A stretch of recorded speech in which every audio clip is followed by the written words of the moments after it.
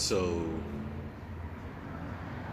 basically, what I went through 2 years ago when I initially went in, I couldn't eat for a couple of days. So, as you see me now, I'm already a small framed person.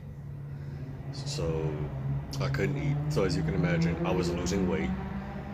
At the time, I was about 130. And from the time that they put me on, or a scale, I should say, because I couldn't stand up on my own, I weighed in at about 110, maybe 111. So I dropped a lot of weight for my size.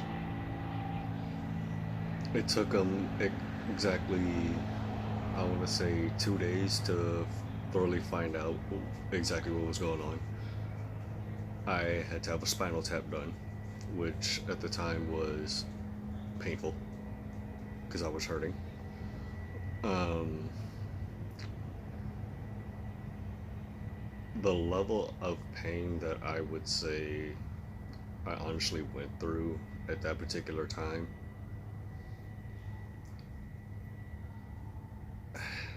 I'm thinking back between my chest surgery and my back surgery, it surpassed that. Um, they say a person's pain threshold is high when he or she goes through a lot. Well, needless to say, after this endeavor, my pain threshold shot way up. Um, it was high. Uh, Once they discovered I had, GBS after the spinal tap, which confirmed it, I had to be sent to ICU because they were giving me a medication called IVIG over the course of 5 days. The reason why they sent me to ICU is because of the medication that they gave me could interrupt or it could possibly do something with my breathing. So over the course of 5 days, basically 5 nights, I was given the medication. Then after I was given the medication, I was waiting to find out where I was going to go to rehab, whether I was going to do it in the hospital or at another facility. Thankfully, I was at the hospital doing my rehab for the smallest bits. However, the real recovery and the real rehab did not start until I returned home several days later.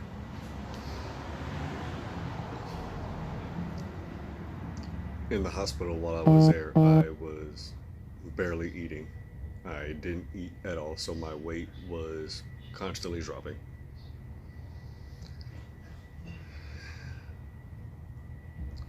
When I got home, I guess you can say I kind of pushed myself at times too hard because I wanted to go and get up and walk and be able to move around again because I knew the ultimate goal was for me to get up and move around again. So every day, whether I had my cane or my walker, I made it a self project to whether I was fully walking or whether I was taking one step at a time. It's something every day. I was moving. The first 3 months when I had came home, I was still in the use of my cane or my walker. I do believe I had a cane. Actually, I had a walker to be precise. Well, I had both, but I used them both so much that I don't know which one I used more. I was using that to walk. And then 6 months down the line, I was walking without it. In between there, I was transitioning from walking without it to walking straight up and down on my own.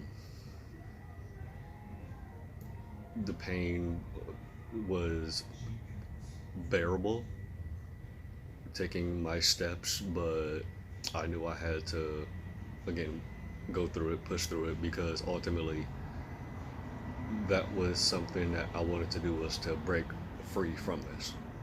Of course, they say that there's no real cure for GBS.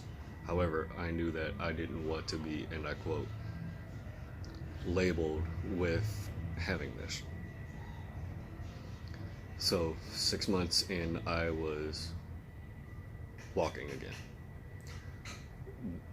2 months later, I guess you can say I was somewhat back to myself in full. But to many,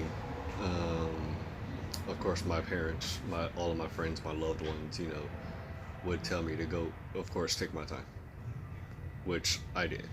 I let it blossom as it should.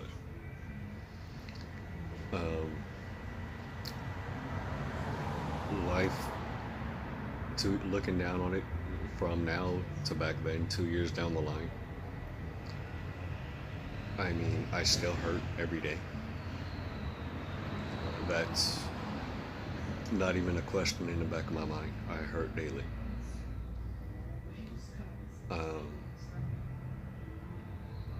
What I see a therapist currently for what I went through because it set me down a very big spiral. I see I see two therapists, one every month, one every 2 weeks, and it's been helping. I've also been dancing. I've been dancing for a little over 10 years. So in between time of my therapist and do that, hanging out with friends, doing things of that nature, it has really helped in a very, very major way. To anybody out there who has went through GBS or is currently going through GBS and is looking at me and listening to my story through this video that I'm sending out to not just YouTube but to the world, if you have any goals or any aspirations to get back up, to fight back for any freedom, if you don't know where to look, by all means, look towards my story. I have been constantly told every day on a daily basis that what I had went through, I'm a warrior because of what I went through. And I show that in everyday life. In most aspects than some. A lot of people have heard me use this word, but for me it's more than just a word. The word being valiant. Back in 2006, 2007,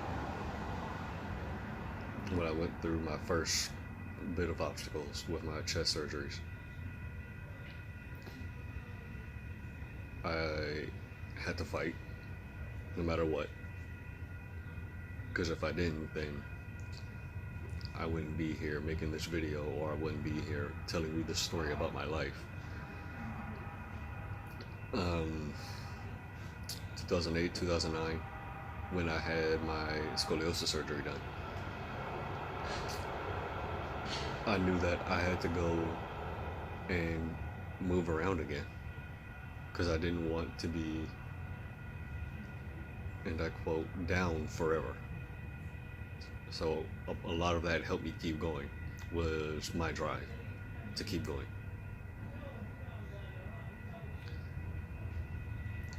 And I always said, keep fighting, keep fighting, keep fighting. No matter what, be valiant in what you're doing. You continue to keep fighting. Because that's what value means to me. It means to never give up.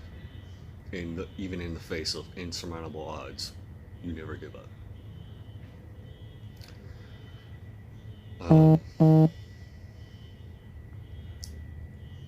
To those out there, like I mentioned earlier, who are suffering through this or have gone through this, my message to you is to be valiant. Keep up the fight. Never give up. Never give up. Always keep going. one step at a time, one day at a time, one battle at a time.